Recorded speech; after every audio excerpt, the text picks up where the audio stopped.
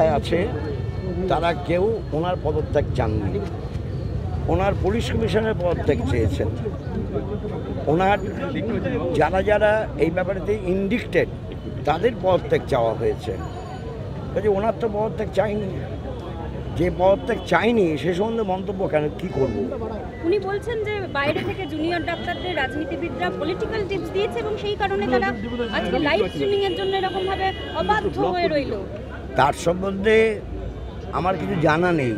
যে বিষয় জানা নেই সেই বিষয় নিয়ে মন্তব্য করবো কী করে? কোনোভাবে কি মনে হচ্ছে যে শাসক দলের তরফ থেকে বা স্টেট অ্যাডমিনিস্ট্রেশনের তরফ থেকে জুনিয়র ডক্টরদের এই মুভমেন্টটাকে পলিটিক্যাল কালার দেওয়ার একটা চেষ্টা করা হচ্ছে? সেটা তো হচ্ছে, সেটা বারবার হচ্ছে, কিন্তু তার আগে অ্যাজ হেলথ মিনিস্টার উনি যদি ওনার রত্নদের একটু দেখতেন, তারা স্বাস্থ্য চিকিৎসা এবং স্বাস্থ্য শিক্ষা সম্পর্কে যে কাজগুলো করছেন সেগুলো কি ঠিক করছেন, এটা দেখলে পরে তো এই দুরবস্থা হতো না।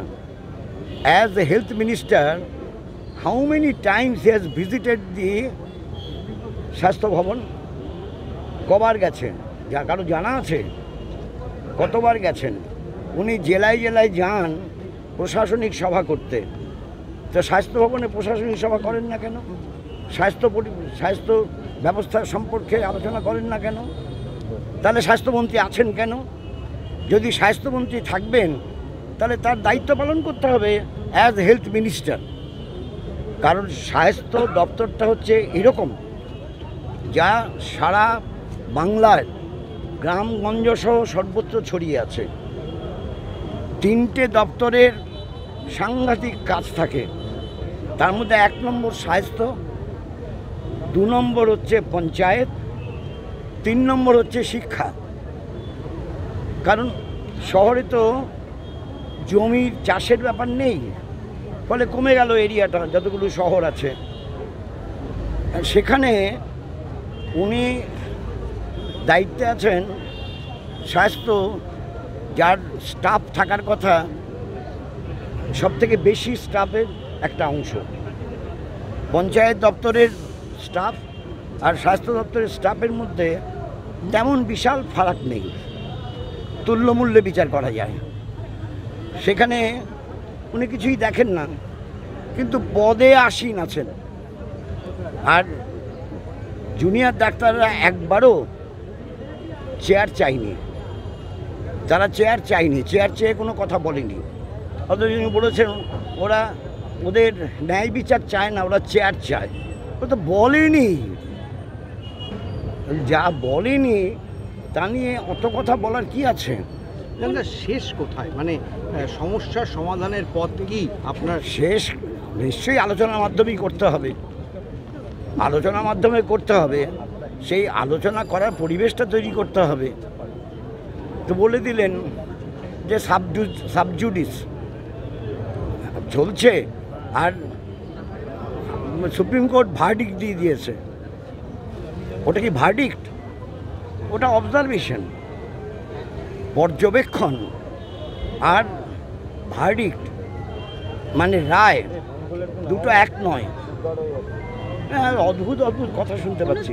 একটা মহল থেকে এটাও বলা হচ্ছে যে জুনিয়র ডক্টররা সুপ্রিম কোর্টের যে অবজারভেশন সেটাকে লাইভ স্ট্রিমিং এর এই দাবিতে অনর থেকে আলটিমেটলি কাজে যোগ না দিয়ে তারা ভায়োলেট করছে। কি মনে করেন আপনি? এইটা আমি এই ব্যাপারে আমি মন্তব্য করতে পারবো না। আইনি চুলচেরা বিচার করে আইনজ্ঞরা এই ব্যাপারে বলতে পারবেন। তবে আইনজ্ঞদের মন্তব্য কখনোই হয়নি যে তারা সুপ্রিম কোর্টে ভার্ডিক্ট ভায়োলেট করেছে, কারণ এটা ভার্ডিক্টই নয়, ভায়োলেট করার প্রশ্নটা কী করে আসে? আর আজকে আপনারা যাচ্ছেন পুলিশ কমিশনারের পদত্যাগের দাবিতে এবং রাত জাগবেন, অবস্থান করবেন, কি কারণে আপনারা মনে করছেন এই কমিশনারের থাকার যোগ্যতা নেই? এই কমিশনে থাকার যোগ্যতা আছে, এই কমিশনে থাকার যোগ্যতা আছে। কেউ মনে করে, সাংবাদিক বন্ধুরা কি মনে করে এই কমিশনে থাকার যোগ্যতা আছে? এই কমিশনারকে মেরুদণ্ডটা সোজা করার জন্য একটা মেরুদণ্ড উপহার দিয়ে এসছে। জুনিয়র ডাক্তাররা মেরুদণ্ড সোজা রাখার জন্য একটা মেরুদণ্ড তাকে উপহার দিয়ে এসছে। এটাই মেরুদণ্ড। আপনার মেরুদণ্ড নেই, এটা লাগিয়ে নিন। বিমানদা, যতবার আপনারা কর্মসূচি করছেন, এর আগের দিনও যখন আপনাদের দলের তরফ থেকে কর্মসূচি করা হয়েছিল, লালবাজার অব্দি পৌঁছাতে দেওয়া হয়নি, ব্যারিকেড দিয়ে আটকে দেওয়া হয়েছে, আজকেও পুলিশে একটা অ্যারেঞ্জমেন্ট করা হয়েছে। সেক্ষেত্রে আপনারা কি মনে করছেন আপনারা পৌঁছাতে পারবেন, এবং যদি আটকে দেওয়া হয় সেক্ষেত্রে আমাদের যেখানে আটকে দেবে সেখানেই বসে পড়বো, কি আছে? আমরা যে যুদ্ধ করতে নামিনি, আমাদের যেখানে আটকে দেবে সেখানেই বসে পড়বো, কি আছে? সরকার বারবার বলছে যে জুনিয়র ডাক্তাররা কর্মবিরতিতে থাকে, স্বাস্থ্য ব্যবস্থার ক্ষতি হয়ে যাচ্ছে। মোট 7,500 জুনিয়র ডাক্তার, এর জন্য এত বড় ক্ষতি? সেটা তো বারে বারে ওরা ব্যাখ্যা দিচ্ছে যে মানে যদি শতকরা হিসাব করা যায় তাহলে তো পার্সেন্টেজেই আসে না, শতকরা হিসাব করলে পরেতে। আর জুনিয়র ডাক্তাররা কবে ঠিক হলো যে চাকরি করছে? জুনিয়র ডাক্তাররা চাকরি করছে। হ্যাঁ, যাকে খুন করা হয়েছে, অভয়া বলুন বা তিলোত্তমা বলো বা কাদম্বিনী বলো, সে চাকরিরতা ছিল, কারণ পিজিটিতে চাকরি করেই পড়াশোনাটা করতে হয়, তার উপর নাম্বারিং হয়। দুটো এক জিনিস নয়। Junior doctors and PGT